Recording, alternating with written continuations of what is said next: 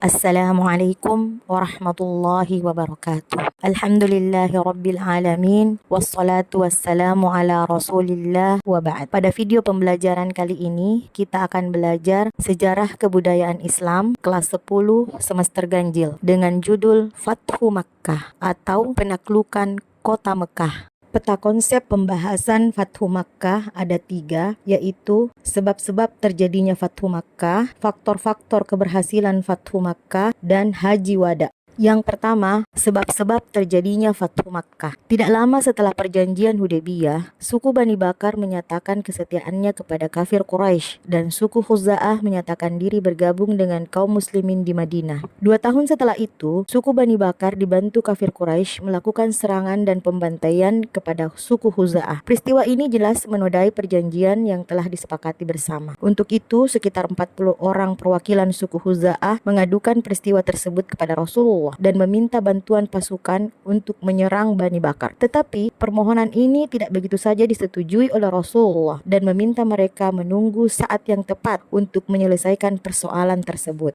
Selang beberapa waktu, Rasulullah Shallallahu Alaihi Wasallam mengirimkan utusan kepada kaum kafir Quraisy dengan membawa misi perdamaian dan mengajukan beberapa usulan. Yang pertama, orang Quraisy harus menghentikan persekutuan dengan Bani Bakar, atau orang Quraisy harus mengganti kerugian atas jatuhnya korban dari suku Khuza'ah, atau orang Quraisy harus menyatakan pembatalan terhadap perjanjian Hudaybiyah. Dari 3 usulan tersebut, kafir Quraisy memilih alternatif ketiga, yaitu menyetujui pembatalan perjanjian Hudaybiyah. Kenyataan ini membuat tidak ada pilihan lain bagi Rasulullah selain mempersiapkan pasukannya untuk melawan kafir Quraisy. Untuk itu Rasulullah menyiapkan pasukan paling besar sepanjang sejarah. Melihat keseriusan Rasulullah dengan kesiapan pasukannya, Abu Sufyan merasa menyesal dengan menyepakati pembatalan perjanjian Hudaybiyah. Dalam waktu yang sangat singkat, Rasulullah berhasil mengumpulkan 10.000 pasukan yang siap bergerak menuju Makkah. Sebenarnya Rasulullah merahasiakan semua rencana tersebut, tetapi berhasil diketahui oleh kafir Quraisy di Makkah. Berita ini tersebar ketika seorang muhajirin bernama Hatib bin Abi Balta'ah mengirim kabar kepada keluarganya yang berada di Makkah. Tujuan Rasulullah mengumpulkan pasukan bukanlah untuk memerangi kafir Quraisy, tetapi untuk menakut-nakuti mereka, memberikan peringatan dan penjelasan kepada kafir Quraisy bahwa kini Islam telah mengalami perkembangan yang sangat pesat dengan kekuatan pasukan yang sangat besar. Kedatangan kaum muslimin ke Mekah membawa misi Islam yang sebenarnya. Rasulullah membagi pasukannya menjadi 4 bagian, utara, selatan, barat, dan timur, sehingga kota Mekah terkepung dari 4 penjuru. Masing-masing pasukan memasuki kota Mekah mengikuti petunjuk Rasulullah. Hal ini menyebabkan orang-orang kafir Quraisy tidak mampu melawan kekuatan umat Islam yang sangat besar tersebut. Strategi yang digunakan Rasulullah dalam memasuki kota Mekah dengan cara-cara damai membuat simpati orang-orang Quraisy. Apalagi selama dalam perjalanan, pasukan kaum muslim selalu mengumandangkan takbir dan tahmid yang membuat gentar seluruh penduduk Mekah. Yang kedua, faktor-faktor keberhasilan Fathu Makkah. Sikap simpatik yang dilakukan pasukan Rasulullah dan pasukan kaum muslimin membuat penaklukan kota Makkah berjalan tanpa pertumpahan darah. Dalam proses Fathu Makkah, Rasulullah melakukan suatu tindakan yang amat bijaksana, yaitu memerintahkan kepada para sahabatnya untuk tidak merusak dan mengotori kota Makkah dengan peperangan. Sebelum pasukan kaum muslimin memasuki kota Makkah, Rasulullah Shallallahu Alaihi Wasallam memerintahkan untuk membuat kemah di sekitar kota Mekah. Hal ini dimaksudkan untuk menyiapkan segala sesuatunya dengan matang. Dalam kesempatan ini, Abu Sufyan mendatangi perkemahan Rasulullah dan menyatakan diri masuk Islam. Seorang sahabat Al-Abbas berbisik kepada Rasulullah bahwa Abu Sufyan adalah orang yang senang dan berbangga dipuji. Maka Rasulullah ingin menggunakan pengaruh Abu Sufyan guna menghentikan upaya sementara kaum musyrik Makkah melawan Rasulullah demi menghindari pertumpahan darah. Maka Rasulullah mengumumkan 3 hal. Yang pertama, siapa yang memasuki rumah Abu Sufyan, maka dia akan memperoleh keamanan. Yang kedua, siapa yang masuk ke lingkungan Ka'bah, maka dia akan memperoleh keamanan. Yang ketiga, siapa yang memasuki masjid, maka dia akan aman. Dan yang keempat, siapa yang tinggal di rumahnya menutup pintunya, maka dia pun akan mendapatkan keamanan.